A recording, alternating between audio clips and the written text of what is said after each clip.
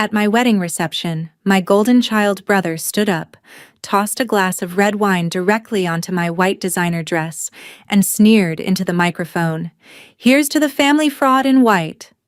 The entire room went deathly silent. Instead of defending me, my mother rushed to his side, shielding him and whispering loudly to the shocked guests, "He didn't mean it, he's just stressed." I didn't cry, I didn't yell, I didn't even respond. I just looked at them, wiped a drop of wine from my cheek, and made a silent vow.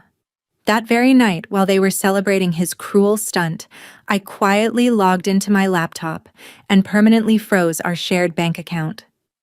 By 8:12 a.m. the next morning, reality hit them like a physical blow. The university sent an urgent alert. His enrollment was officially canceled because the tuition payment failed. Then, my phone rang. It was my mom, screaming. My name is Meredith, and at 30 years old, I thought I had finally figured out how to balance my life. As an accountant, I spent my days analyzing balance sheets, finding order in chaos, and making sure every single penny was exactly where it belonged. For years, I applied that same calculated precision to my own family, quietly managing our estate, stabilizing our household finances after our father passed away, and funding my younger brother Adrian's expensive lifestyle out of a pure sense of sisterly duty. I never asked for a thank you note. I just wanted harmony. When my wedding day arrived, it felt like the ultimate reward for all those years of silent sacrifice. My partner, Malcolm, stood beside me in a beautifully decorated hall filled with soft candlelight, white roses, and the warm smiles of our closest friends. Everything looked absolutely flawless, like a scene straight out of a luxury bridal magazine.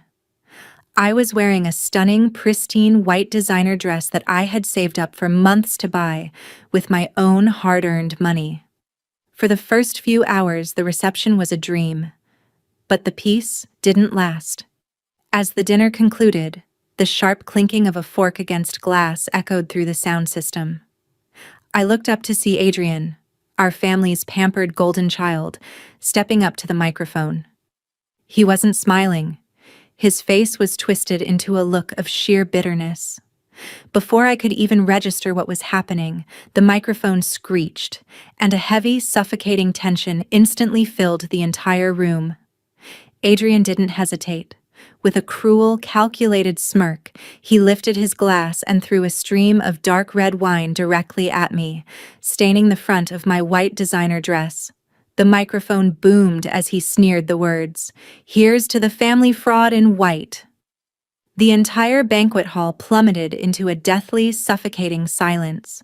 Gasping sounds rippled through the rows of guests as everyone stared at the crimson liquid dripping down my skirt.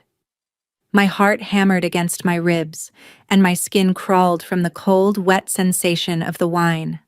I expected someone, anyone, to scream at him, to pull him away, or to demand an apology. Instead, the ultimate betrayal came from my own mother. She didn't run to comfort me. She didn't look at my ruined dress. Instead, she rushed directly to Adrian's side, throwing her arms around his shoulders like a protective shield.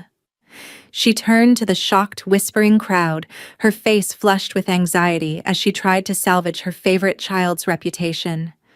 "He didn't mean it," she announced loudly into the quiet room, her voice trembling with synthetic excuse. "He's just incredibly stressed about his upcoming university exams. Please, understand." I stood there frozen, watching my family unite against me on the happiest day of my life. The bitter irony burned deep. Adrian had just publicly branded me a fraud, completely blind to the fact that his entire elite existence was funded by the very woman he was trying to destroy. To truly understand why Adrian felt so entitled to humiliate me, you have to look beneath the surface of our family's history. Ever since our father passed away 5 years ago, the dynamic in our household completely shifted. My mother immediately designated Adrian as the family's grand prodigy, a brilliant mind who was destined for greatness and deserved the absolute best of everything without ever lifting a single finger. Because of this, she completely blinded herself to reality, ignoring the mountain of bills piling up on the kitchen counter. As the older sister and a licensed accountant, the entire financial burden of keeping our family afloat fell squarely onto my shoulders. I was the one working 50-hour weeks, managing our father's messy estate accounts, and ensuring the mortgage on my mother's house was paid on time every month. But my biggest financial sacrifice was funding a massive, shared bank account that I had set up specifically to pay for Adrian's prestigious, ultra-expensive university tuition. Month after month, I quietly transferred portions of my hard-earned salary into that account, ensuring his dreams were completely secure while I put my own desires on hold. Adrian and my mother grew incredibly accustomed to this lifestyle, treating my bank account like their personal, never-ending ATM. They loved the luxury, but they absolutely despised the fact that a 30-year-old woman held the keys to their financial survival. Calling me a fraud was Adrian's desperate attempt to mask his own dependency. I left my own wedding reception early that night, the weight of the betrayal pressing heavily on my chest. Back in the quiet safety of the bridal suite, Malcolm sat beside me, gently helping me undo the zipper of my ruined, wine-stained dress. He looked into my eyes, offering words of comfort and validation, telling me that I didn't deserve a single second of that public cruelty. But as I stared at the dark crimson stain on the white fabric, the sadness in my heart slowly transformed into something else. Absolute, unyielding clarity. I didn't shed a single tear, and I didn't waste my breath sending angry text messages. Instead, I calmly walked over to the desk, opened my laptop, and pulled up my banking portals.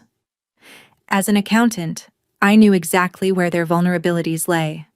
For years, I had maintained that shared bank account out of a sense of familial obligation, allowing my mother and brother unmonitored access to my hard-earned capital. But respect is a two-way street, and Adrian had officially crossed the line of no return. With a few precise keystrokes, I initiated a complete digital separation.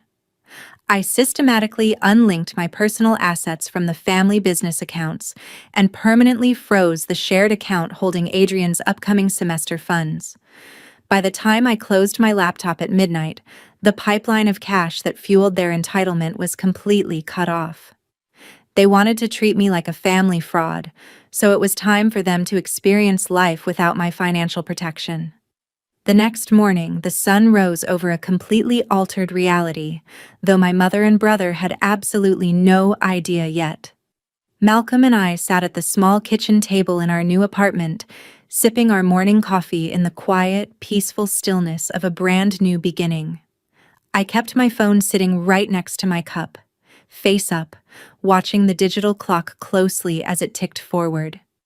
I knew the university's automated billing system operated with absolute rigid precision, and I knew exactly when the daily financial processing cycle began. As the clock on the wall shifted and finally hit exactly 8:12 a.m., the trap slammed shut. Right at that precise minute, a system-automated, high-priority email from the university's administrative office dropped straight into Adrian's inbox.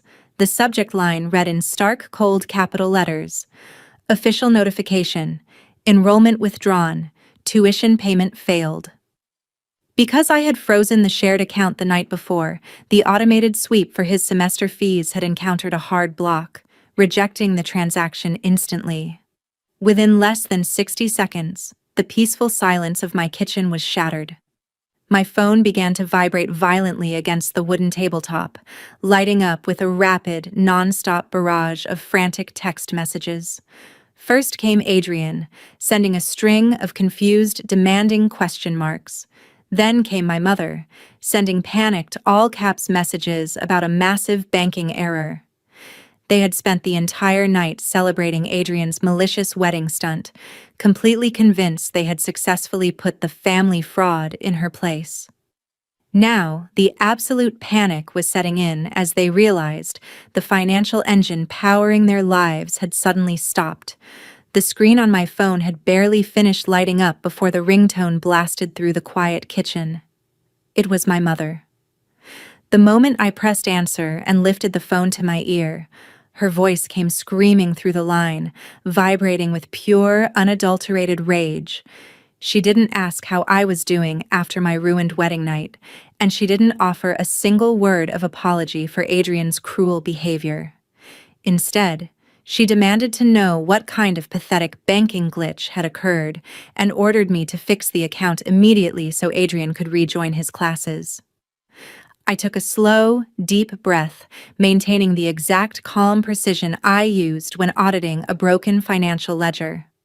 "There is no glitch, Mom," I said, my voice completely steady.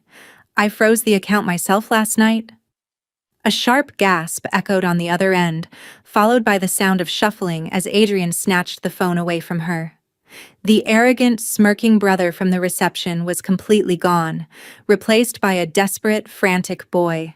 He started yelling, asserting his absolute entitlement and telling me that I was ruining his entire future over a simple joke. "You called me a family fraud in front of everyone I love, Adrian," I replied coldly. "If I am truly a fraud, then you shouldn't be relying on my hard-earned money to pay for your education. From this moment on, you can figure out how to fund your own elite lifestyle." He fell completely silent as the brutal reality of his situation finally registered.